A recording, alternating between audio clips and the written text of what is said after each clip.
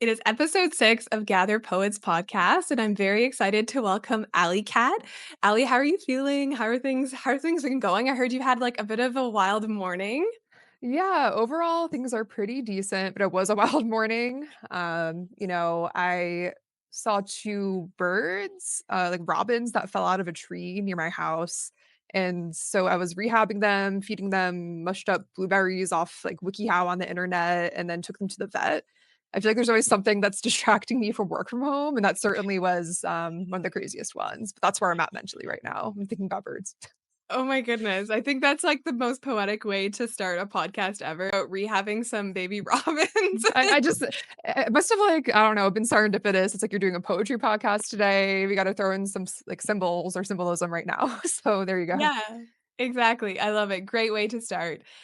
Speaking of symbols and maybe some imagery and metaphor, what was your story with finding poetry? Maybe you want to just give us some like backstory of your maybe growing up, and then at what point in your life did poetry find you, or do you feel like you found it? I always find that's an interesting question.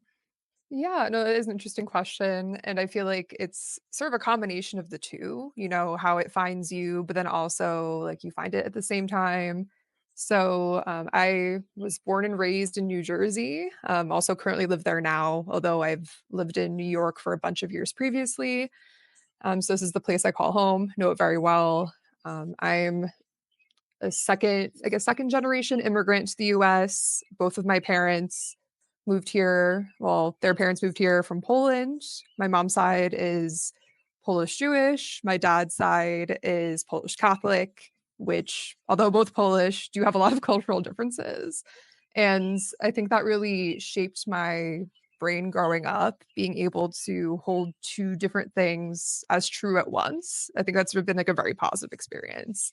When they got married, they had a priest and a rabbi marry them at the same time. So like that really like, I think expanded my sense of what's possible and empathy from a young age. And I don't talk about it that much to them, but maybe they'll hear this and see that as a positive thing. Mm. So there's that. But also, as far as poetry, I would say from a young age, it started with journaling. I don't know if, like I'm a 90s kid. I'm 31, even though I guess I skew younger, but I am 31. So I grew up with, like those sparkly journals, like password journals, that kind of technology. I would always journal from a young age and have that sense of internal landscape, you know? Mhm. Yeah. Um, but then, as far as poetry in second grade, I had a really amazing teacher. Shout out to teachers always, Mhm. who introduced the concept of poetry to us. We would write one poem a week and then draw a little picture to match it. And I was so excited by that. Like that changed how my brain worked completely. I was like, oh, like I'm sort of getting my own song stuck in my head now. That's how I feel. Like I look at a tree and I'm like, oh, like what can I formulate around this feeling, you know? So I would say that's sort of the beginning of my writing journey. Oh my goodness, I love that story so much, and I just had a memory flashback to those journals with the locks, and I remember, like, if you got a bobby pin, you could open the lock, and my sisters would go into my journal. They would use a little bobby pin to unlock the lock and then read my journals. Anyways, but I just had, like, a nostalgic moment about those, like, oh, to be back in the day when, our biggest worry was whether our sister would, sneak into our journal and read it. But I too started writing poetry basically from journaling. I think I was writing poetry before I even really knew it was poetry. But so incredible for your teacher to instill that sort of even like weekly practice of writing with the class and then writing like drawing a little picture alongside it. I love that. I think it opens up the idea that there's a possibility of all of these things that one can write with. Do you feel like because you grew up sort of maybe seeing the world in a more empathetic way than most because you were holding these 2 different realities of your parents at once, do you think that bled into your poetry as well, and you're able to hold like 'cause sometimes I feel like poems are the ultimate holders of 2 truths at once. Um, do you feel like maybe that opened up your ability to accept the possibility of a poem, like, a bit more? Yeah, I think it definitely affected a lot of things.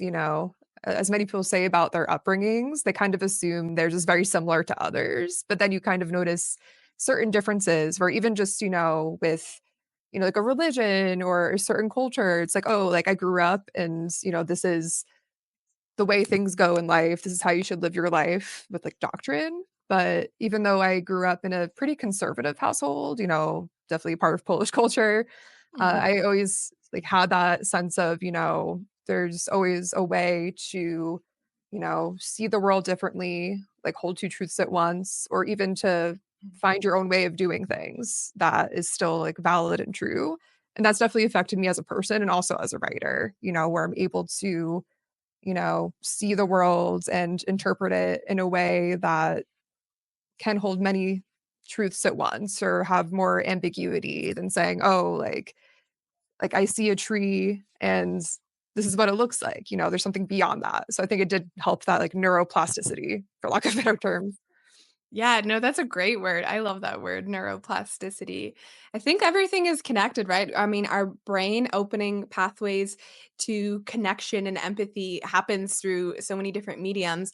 In the last podcast, I was chatting with Alina about how even just reading novels is a really good way to gain empathy for the world because you're just seeing and reading and experiencing. It's such a visceral feeling to immerse yourself in someone else's world for an entire book. Sometimes Mm, that takes weeks to read, and you can't help but become empathetic and compassionate because for a while it's quite literally putting yourself in someone else's shoes, and it's just such a great way to, like, create, I guess, empathy and to experience it. Are you a reader as well as a writer? Do you read avidly? yeah, definitely. So I think as many people would say, I wish I had more time or I created more space to read more lately. But certainly growing up, that was a huge part of what I would do every single day. Like even to the point where maybe it was rude, like I would read books while people were having conversations with me or like while the TV was on. I felt like such like a like an annoying purist as a kid where I'm like, TV is trash, like we all just gotta be reading. And I'm kind of like circling back to that now after like consuming so much trash media and like doing a 180. But Mhm. yeah, like definitely, read a lot growing up, like still do read, wish I could read more, but that's always been like a part of my life. Mhm. I think you were onto something because I think it's really hard to create, from a clear mindset and a clear sort of like brain state when we're consuming a lot. And it's something I've been thinking about a lot, like slow consumption, especially with the context of poetry, like reading poems from a physical collection of poems and spending time with one poet for an entire week reading their collection instead of maybe doom scrolling, or maybe doom scrolling isn't even the word. It's not really doomy. It can be beautiful, right? We're reading all of these beautiful poems online, but sometimes I think the brain becomes saturated even with beauty. And then that can sometimes not leave enough clarity of mind to go into creation with a clear mind. Is that something that you experience as well? Or what are your thoughts kind of on consumption and creation? Yeah, I think that's a great topic and something I think about constantly, on a personal level. And I'm sure a lot of people are experiencing this too, of just having unlimited access to devices and information constantly really does clog your brain. And you lose that muscle that you used to have where you sort of self curate your time.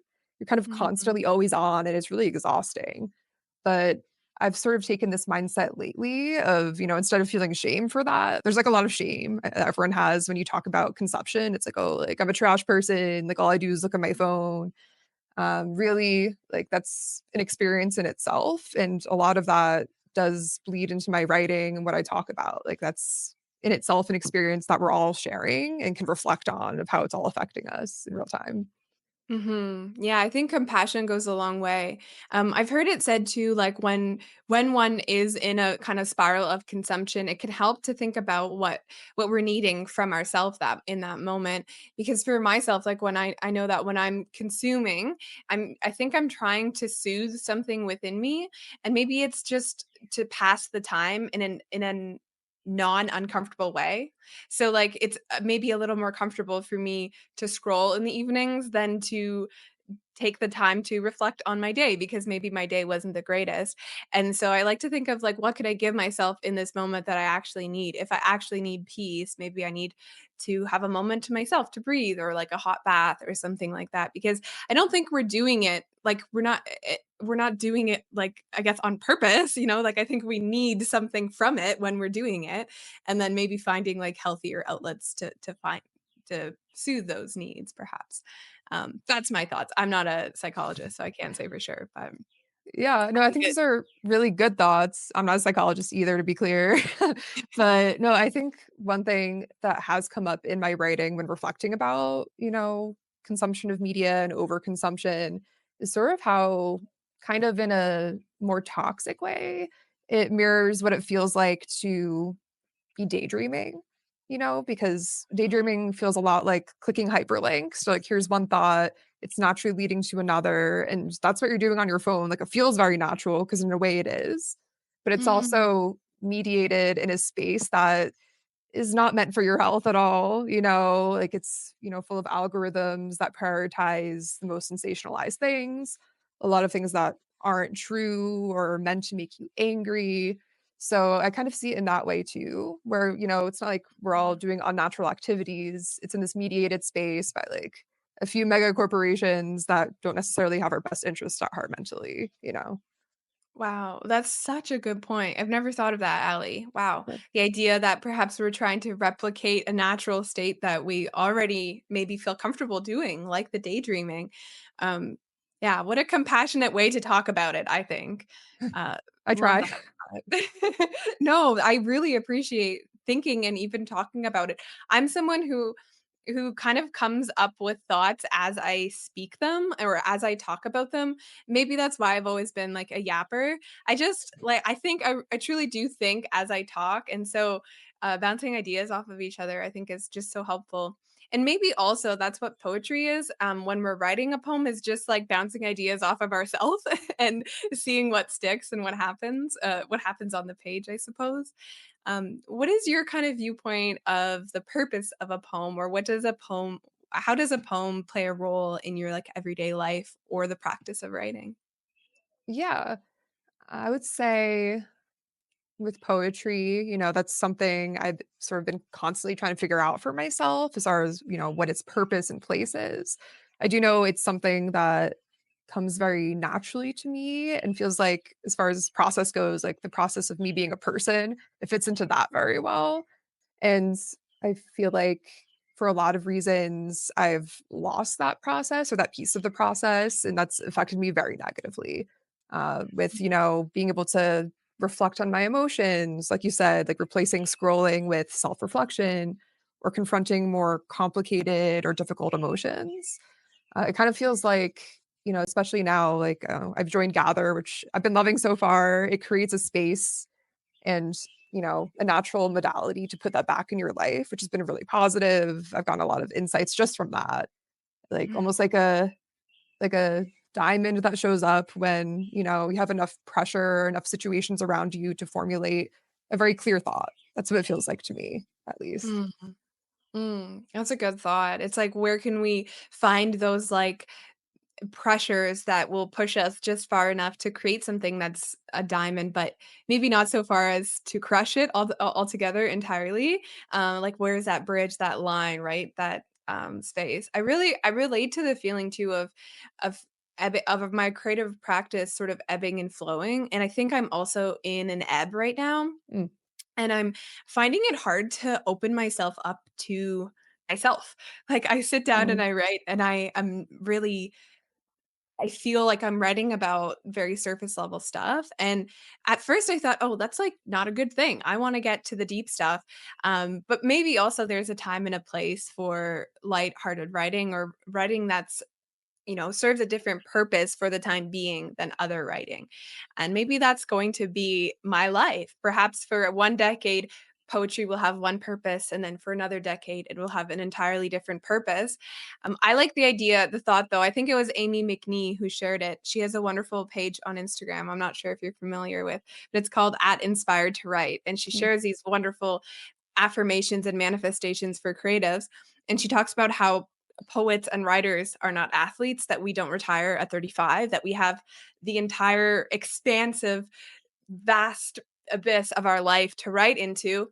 And that always makes me feel better when I'm feeling a little bit stuck or a little bit unsatisfied with where my writing routine is at and where my maybe just my practice as a creative person is, because like, oh, it's not working right now, I have the rest of my life, I have the entirety of forever to figure this shit out essentially. Yeah, um, exactly. and that's like calming for me, and it really restores my nervous system. I think writing wants slowness, and it doesn't want to be hurried. um, do you feel that way about your poems as well? Like they're kind of craving like more of a slow process, or do you write really fast? Or what's your writing process like? Yeah, no, I relate to so much of what you were talking about, the ebbs and flows of creativity throughout your life. And that's also something I've always loved about writing and poetry. I guess sort of as like, a pretentious kid, I was like, like I always want to be a writer because that's something you can do your entire life. Mm, It's not something you need to stop at any sort of age. In fact, it should, get better with time. You're drawing for more experience. I'm like, I feel so secure in this as like something I can have for myself my whole life. And I still feel that way. And there's been times where, even years where I just haven't written and it hasn't felt great. But I know there's this concept a lot of writers talk about in their own ways of, even not writing is a form of writing, where that mm, helps you feel a lot, you know, less guilty about it. Because when you're not writing, that's still, a part of your process, even if you're not aware of it, where, the experiences you have in your life or the other forms of focus, like things you're drawn to, do contribute to what you eventually do write in the future. So I think that helps me a lot mentally too, is, like you said, like depending on the topics you write about or how prolific you are with your writing at any certain point, like that's all a part of your process and it's supposed to look that way, if that makes sense. mm. Yeah. Yeah, that feels so good even just hearing it right now, like, I can feel myself relax just hearing you say that. It reminds me of an interview that Ocean Vuong just recently did, about Ocean's new novel, The Emperor of Gladness. It's a Mm, phenomenal read, and Ocean said that when he's not writing, he's thinking. And so thinking is as productive as writing if we want to talk about productivity as a goal, which for some folks it's not, but maybe in this case it can be a type of goal. And he just talks about how if I'm not writing, I'm thinking. mm. And those were on like even playing fields. And when are we not thinking, right? For the most part, we're thinking. So I feel like that's kind of permission to let the thoughts be like welling up and marinating in our existence. And maybe that happens for a year, maybe it happens for 2 years, and or 5 or 10. There's lots of instances of writers taking a break for 10 years and coming back stronger than ever. And I really admire that. I think that no one's ever too far gone to have an insane comeback. Like I think that's just like you're never too far gone. You could come back 80 years later and write a banger, and probably come back even better because of it. Yeah. Yeah. Is there anything I always ask this, or I don't always ask this, sometimes I forget, but I want to always ask poets this. Is there anything that's like quirky or interesting or like kind of off the beaten path that you do in your writing that you think is like fun or silly, or like something that maybe is a little unheard of, that kind of maybe a tip or a trick in your poetry? Let's see, tip or a trick. It's hard to say exactly a tip or a trick when it comes to poetry, but, you know, a part of my process is, rewriting my poem in different environments or, Ooh. different, like, I don't know how to describe it, like, whether it's, on a notebook, in my phone, on my computer, I feel like it has a different sort of energy or life in different places. So I try to Mhm. like if I write it originally on my phone quickly, then I'll try handwriting it after or vice versa. And that honestly helps with, what it looks like on the page or what it feels like to say, whether out loud or, on a different format. So I guess that's one little thing that I tend to do a lot. Ooh, it's interesting. It's almost like it's living a whole new life in a different, like, medium. Mhm. Um, Sometimes I even change the font, and I find that, like, a poem in Evie Garamond and a poem in Arial are 2 very different poems. Yeah. I'm I love Evie Garamond. I think it's the most beautiful font to ever exist, but Arial has a time and a place, you know? Sometimes I feel like a shorter poem in Arial kinda does the trick for me. There's no rhyme or reason to that, by the way, if anyone's listening. That's just the vibes for me. It's just pure vibes. Sometimes vibes are what matters at the end of the day, just about vibes. Yeah, 100%. Who are some of your favorite poets to read or poets that kind of have shaped your journey? Yeah, so I mean, so many. I would say what jumps out to me, definitely like Sylvia Plath and Sexton very early on in my writing journey. I just love confessional poetry. I've always loved that. As a very emo child, my energy with poetry was, I guess my process was very isolationist. I would like hide under my covers and get really dark and just be like, what am I thinking? Like shutting everything out. Um, and, also I would say, more modern, I was super inspired by Isabel Correa, who, is a part of Gather too. And that's how I Mhm. found out about this group was, coming across her poetry and really connecting to it in a way that I haven't in a while that reawakened my feelings of, wanting to write myself. It had the sense of being so of the moment and unrelenting of like the context of what we're all living in. Cause sort of the opposite of like how I wrote as a child. Like I had this feeling that poetry had to be this thing that was like, oh, like this conversation with yourself that involves no one else, like very isolationist. But I think as I grew up, I've had the opposite mindset where I really can't write without like context or community. And that really is what strengthens my writing. Like I'm no longer the poet that like hides in a dark corner. My best work comes from experiencing life, being around other people and seeing inspiration less as this like divine intervention that is just from you, but is a collection of like all of the people in your life, the things you're surrounded by. So it really feels more collectivist. Hmm. I think that's such a beautiful reflection, and I completely agree. I think the best poetry that I've ever written is in conversation with other poets and other people in my life and other places and other things. And while sometimes it can feel maybe like a private thing at first, I do think poetry begs to expand and it begs to it begs to hold, like, for lack of a more or lack of a less cliched term, it wants to contain multitudes, just like Mm. Whitman said. And being able to kind of like explore those different connections and those different communities within poetry, I think is really powerful. Um, Isabel, if you're listening, I think one of the highest compliments someone can pay a poet is, I loved your poem so much I wanted to write. And I think, if you're listening right now, I hope you feel really wonderful after hearing Ali say that. I think great poetry should inspire you to write. I think when you're reading a wonderful collection of poems, if it doesn't prompt you to also want to share in that, maybe create communion with that magic, then maybe it's not as alive as maybe one might think it is. Or maybe it just hasn't reached the right reader yet. But when you read a poet that makes you feel that way, I think the connection is really important. I often encourage people to even like to DM people when you read their work. Like if you read, or maybe DM isn't the right word. Maybe don't slide in the DMs. Maybe find an email or something or Right. a Something contact else. form. But if Yeah. you want to DM, I'm not stopping you.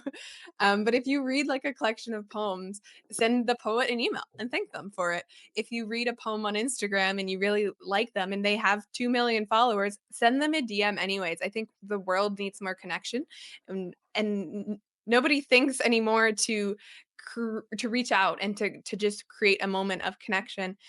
And I think you'd be surprised who will actually respond, because I think most people want that, and everyone thinks, oh well, they won't respond, or they're getting so many emails like that anyways. They're really not. I don't think people Mm. do it anymore, and it should be shared. I think when something makes you feel that way.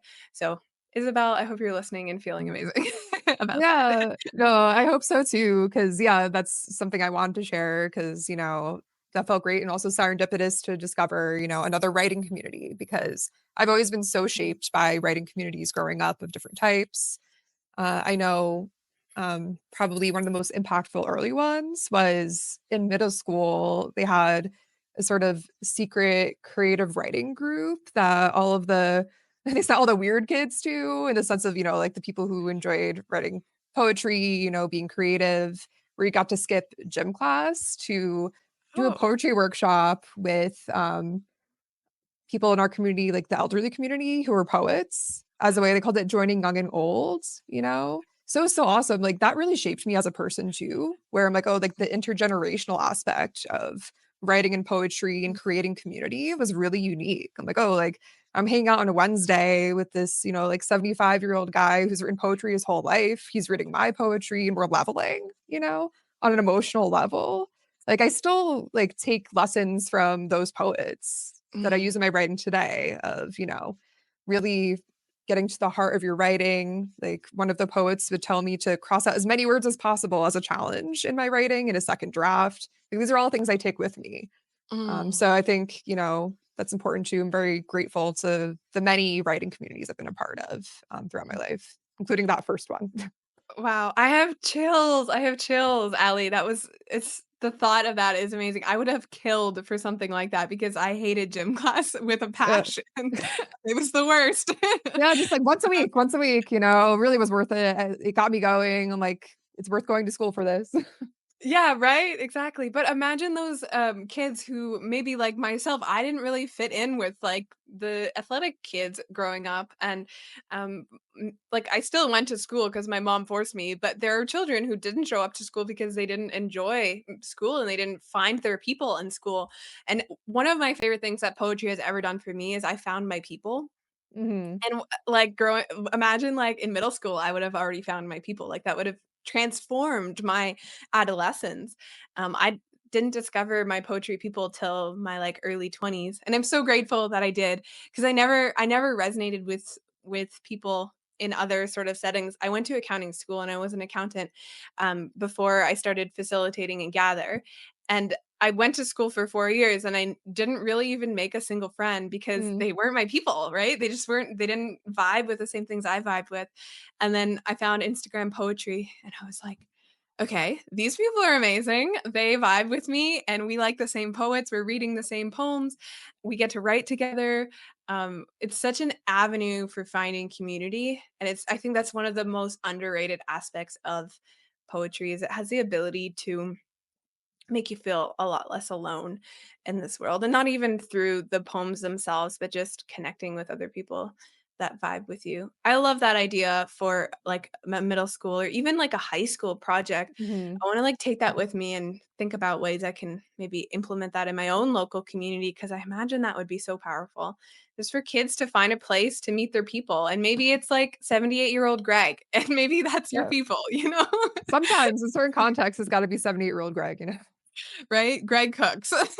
Yeah, and, like, you may see Greg on the street and be like, "I'm not gonna talk to you, we have nothing to relate on," and then you're in a poetry workshop, you're like, "What?" Like, we have, like, very similar, like, mindsets and styles on things. Like, it's cool to facilitate those experiences to get to know people on, like, a real and deeper level. I think that's really great about writing communities too. Like, even people you may not Mhm. come across in other spaces, like, you can level with each other in these types of creative spaces, that I think is really beautiful. Yeah, it's beautiful to be in a room with someone who, at the most fundamental level, shares one thing with you, which is, like, the love of language and the love of words. I sometimes joke, like, I don't know what anyone in Gather really does for a vocation or a career or living, and not once has that been important, and not once has Mhm. that come up, like, not once have I asked, "How do you pay your bills?" We just, like, we connect on the basis of what keeps us alive, what keeps us living every single day, what poems make us excited and giddy, and I think that's really powerful, and I've overused the word powerful a lot, but I don't have a better word yet. That's I'll come fine. up with a better word. It still works, you're loud. Yeah, but I definitely agree with that, like, it's a very powerful thing in writing communities, that was my first one. But then once you realize what that could look like, that affects your whole life, and I've, like, when I felt more disconnected, like you said, from the people around me as a child in school, you feel like you can't relate to people. That created so many avenues for me to find my people. First, it was Mm, that, and then I would apply to, like creative writing summer camps and made like lifelong friends there, even if like I didn't relate to many people at school. Actually, yeah, in high school, sort of similar to you with accounting, like I was in a business program. Like my really? high school districts had like certain programs you could do, and I did business, which is funny, but given my personality. And I'm like, oh, like I really can't relate to much in this type of space. So really, that's when I started during Tumblr era. I don't know if you Mm. participated in that. Oh, yeah. Yeah, okay, you understand the life then, because I was like, like I know I need a creative writing community. Middle school's over. So, I found it on Tumblr. Like I created a book review Tumblr called Booklist and like accidentally got a lot of followers. That wasn't the goal. I was just like, here's a place to yap, and then meet like-minded people. And then through that, it like helped me facilitate online writing communities. Like I had this like a secret like online writing community that I ran for like a few months, just trying it out, like a password protected Tumblr that was based on the rules of Fight Club because I was obsessed with Fight Club then. Um and I really, like, loved, Chuck Palahniuk's work. I still do, like, I have appreciation for his work and writing style, and I would DM people, like, my, like, really active writing followers, just be like, "Hey, like, don't talk about this, like, join this."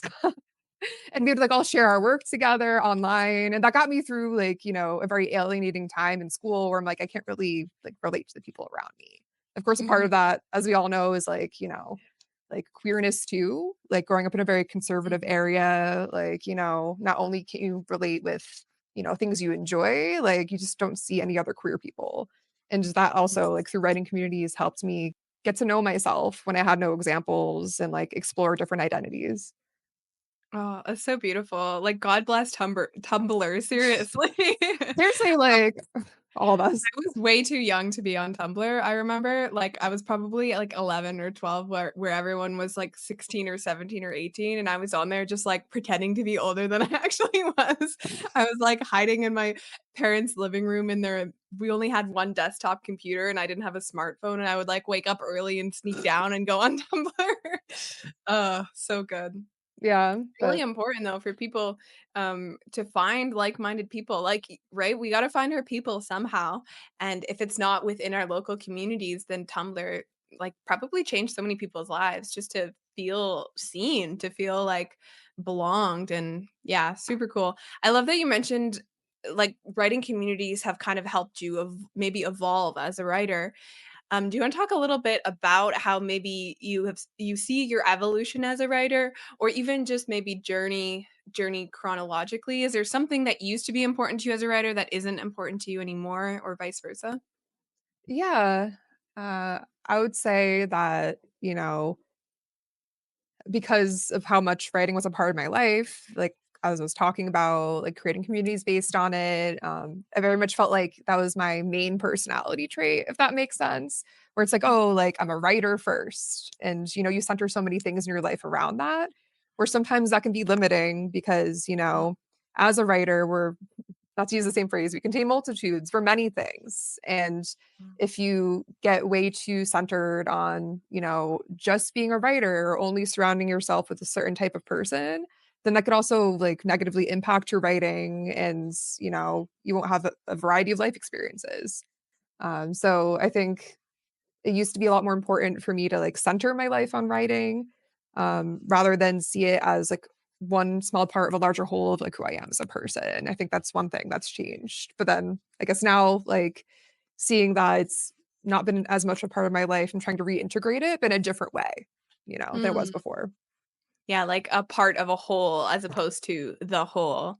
Yeah, I Yeah. think that's important to reduce the pressure as well. When the pressure is evenly distributed amongst a few things, amongst all of the segments of the orange, then when one crushes, then there are other segments left versus if it's an entire orange made of one segment, then it just blows up, right? Yeah. Um, I think of, like, I forget who it was, there's a famous writer, it might have been Lucille Clifton, who gave the advice, to reach for other modes of creativity when one is not feeling like the writing bug or maybe even for writer's block.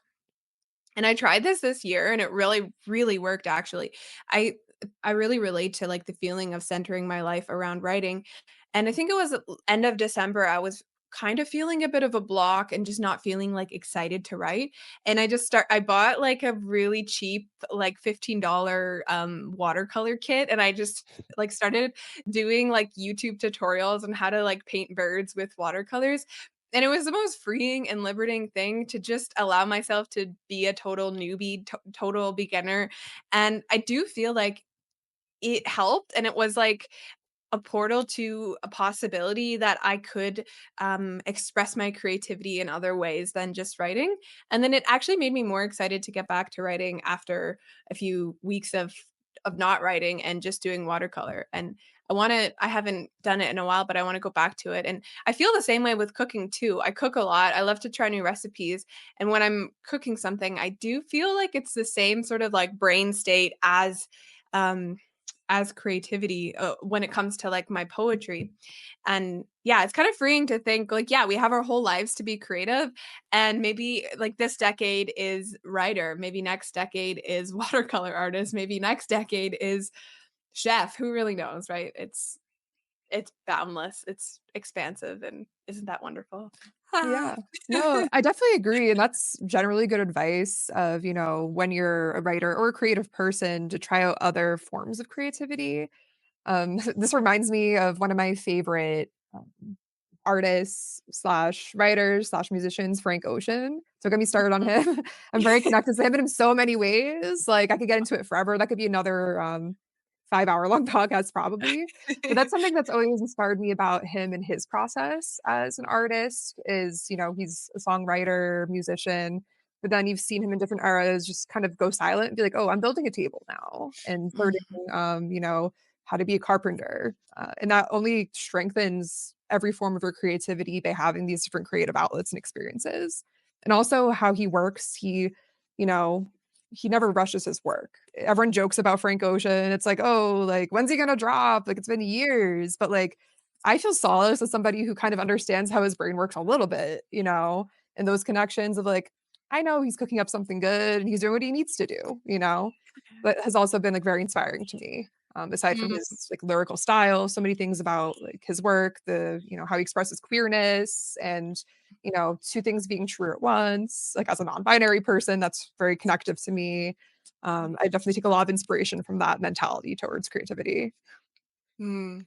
As another, like, freeing thing to just even hear you say that again, the idea that 2 things can exist at once. We can be working, and we can also be not producing, Mhm. right? Like, we can be in the quiet, in the cave, in the silent retreat of our mind, creating something that's entirely unrelated to the thing that maybe one day we'll release into the world, but that at the same time we're not actually producing anything tangible, but we are, you know? Mhm. It's like 2 things at once. Yeah, exactly. It helps a lot to think in that way. Yeah, like that slow, unhurried it's almost like trust in yourself too. I think trust in yourself that the right thing will come when the right thing is supposed to come, and feeling like maybe less of a desperation um, to create for other people or to create for the expectation of something. I'm sure Frank Ocean has had countless fans reach out and say like, "When are you going to" Constantly. and, like, Frank doesn't care, right? Yeah. Like, "I'm just out here doing my own thing, you're gonna have to wait for it." I love that attitude. Yeah, it's so inspirational. Then also, of course, this process of parting from his label and, taking more of a do-it-yourself approach so you can facilitate that. Like that's very inspiring too. Like his approach is very inspiring, I think, to a lot of different artists, but definitely like to me, I would say. And then also, I guess, with process too, I would say, um, you know, kind of as a person, like sometimes I could be a bit erratic, but then to have things make sense later, in retrospect. I guess a lot of creative people operate that way, not as type A. Like for example, I think my some of my more recently published poetry was inspired by the Bravo show Vanderpump Rules, and I wrote that like post two really horrible breakups in Mhm. succession. And in retrospect, like my process was rewatching the like most recent season of Vanderpump Rules like 5 times in a row, like, because that's sort of like, I didn't realize that was a part of my writing process, but after doing that and not really knowing why, like, I really internalized so much of the language of the show, the lexicon, and the themes to, like, be able to write that poem, and for it to come out Mhm. that way. So I think that's good too as a creative person to, like, be patient about process, but also to, like, sometimes realize, like, what you're doing is already processed, so you don't realize it until you create later. Mm. Yeah, nail on the head with that one. And it's like it might not make sense what's happening in the moment, but everything like trusting that the outcome basically the way will be shown to you at Yeah. the end. And never that there's truly an end to anything, I guess, but at some point I think you see the tangible fruit, but you don't really see it while it's growing and while the seed is being sprouted and it could look like a bell pepper, but it turns out to be a carrot, and we just are happy there's a carrot, you know? Exactly, at the end of the day. At the end of the day. Okay, that was weird. Sorry. But I know what you mean. Uh, we're so excited to publish Allie's poem this Friday. I'm saying this Friday, it's not actually this Friday when we're recording it, but when this podcast goes live on Monday, stay tuned for Ellie's poem on Friday on the Gather Poets Instagram page at Gather Poets. Super easy to find us. Ellie, do you want to give us some insight into maybe where we can read some of your recently published poetry? And also, if you're looking for a connection, where people might be able to connect with you online? Yeah, for sure. So, my most recently published poetry can be found at Pink Plastic House, on Instagram. I had a few poems published in a Vanderpump Rules themes poetry anthology after Scandoval became a huge story even beyond the Bravoverse. I'm a big sort of like trashy TV fan, so that was really exciting. You can find my writing at my Instagram at hydrogeny. Difficult to spell, but I'm sure we can put it somewhere so it's easier to find. But I would say mainly through Instagram, you can find most of my work. Amazing. Yes, I will put your handle on the screen right now. I'll edit it in, and then everyone can find Ali online and read some more of their amazing work and just continue to connect with Gather Poets podcast. If you're interested, we'll have a new episode next week chatting with another amazing poet. This was really fun, Ali. I think we hit the nail on some really delicious nuggets of what the process of creativity can look like when it's not rushed and when it's slowed down and sort of savored even. I Mm. just want to thank you so much for being so generous with your thoughts. Yeah, thank you so much, Maria. This is a lot of fun. Amazing. Stay tuned for the next episode and we'll see y'all soon. Ta-ta.